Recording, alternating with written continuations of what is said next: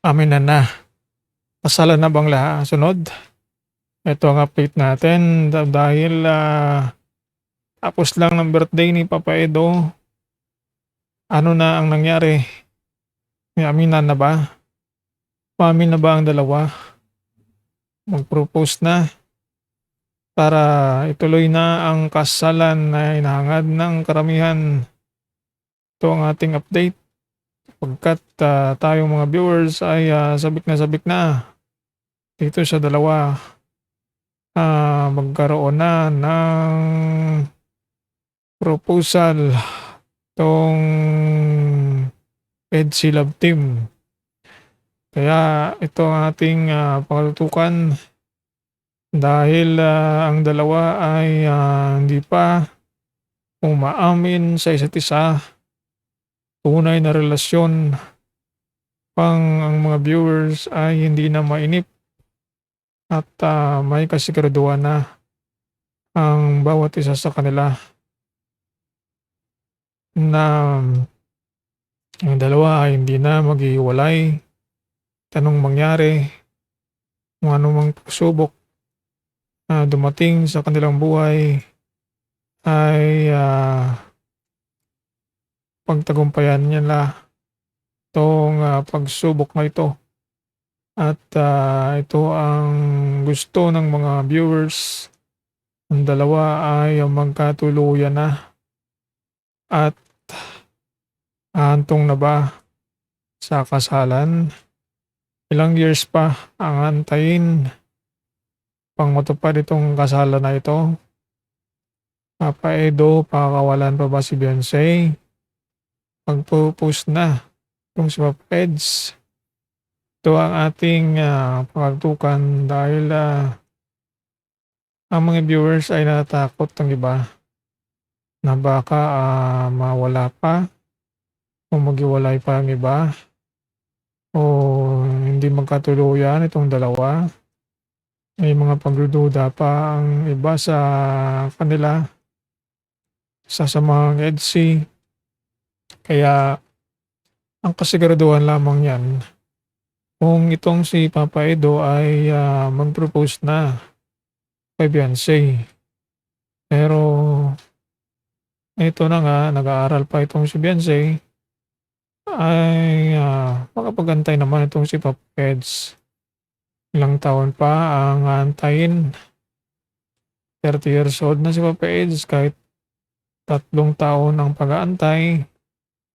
Hindi na rin yan matanda, hindi na rin yan sabihin natin na sobrang edad. Kasi bata pa yan.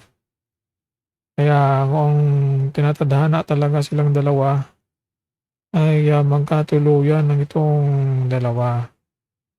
Ang mga kapigil, ang kapalaran lang ang mga pagsasabi sa dalawang ito.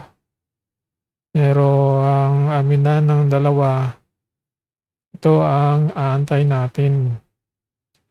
Ito ay nakakakilig mga eksena, yung aminan ng dalawa. Itong aminan, ito ay dapat na mai-vlog ni Kalingap Rab para subaybayan ng mga viewers na ito ang ating inaabangan, sweetness ng dalawa.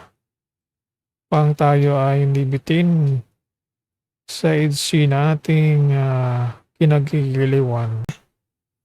Para ituloy na ang kasalan na hinahangad ng karamihan.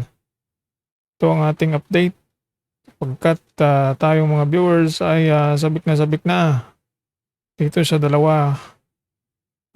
Magkaroon na ng proposal tong EDSI Love Team. Kaya ito ang ating pagtutukan dahil ang dalawa ay hindi pa umaamin sa isa't isa. Tunay na relasyon pang ang mga viewers ay hindi na mainip at may kasiguraduhan na ang bawat isa sa kanila na ang dalawa ay hindi na maghihiwalay at anong mangyari, kung anumang pagsubok na dumating sa kanilang buhay ay pagtagumpayan nila 'tong pagsubok na ito. At ito ang gusto ng mga viewers, ang dalawa ay magkatuluyan na at hahantong na ba sa kasalan. Ilang years pa ang antayin pang matupad itong kasalan na ito? Papa Edo, pakakawalan pa ba si Beyonce? Magpo-post na itong si Papa Eds. Ito ang ating pagtukan dahil ang mga viewers ay natatakot ng iba na baka mawala pa o maghiwalay pa ang iba o hindi magkatuluyan itong dalawa. May mga pagdududa pa ang iba sa kanila sa samahang EDSI. Kaya ang kasiguraduhan lamang yan kung itong si Papa Edo ay mag-propose na kay Beyonce. Pero ito na nga, nag-aaral pa itong si Beyonce, ay makapag-antay naman itong si Papa Eds.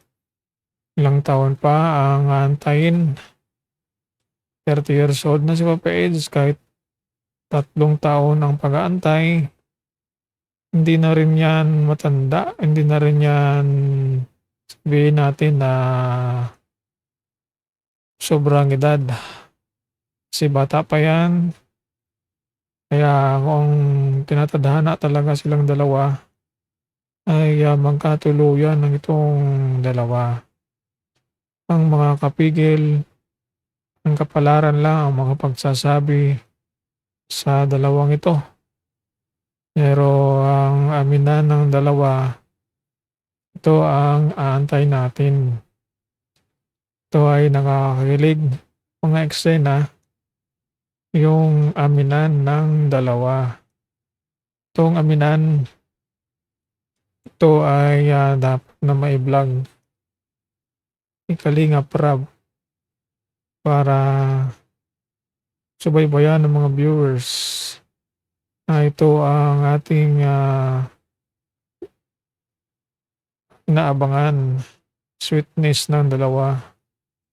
Pang tayo ay hindi bitin sa EDSI na ating kinagigiliwan.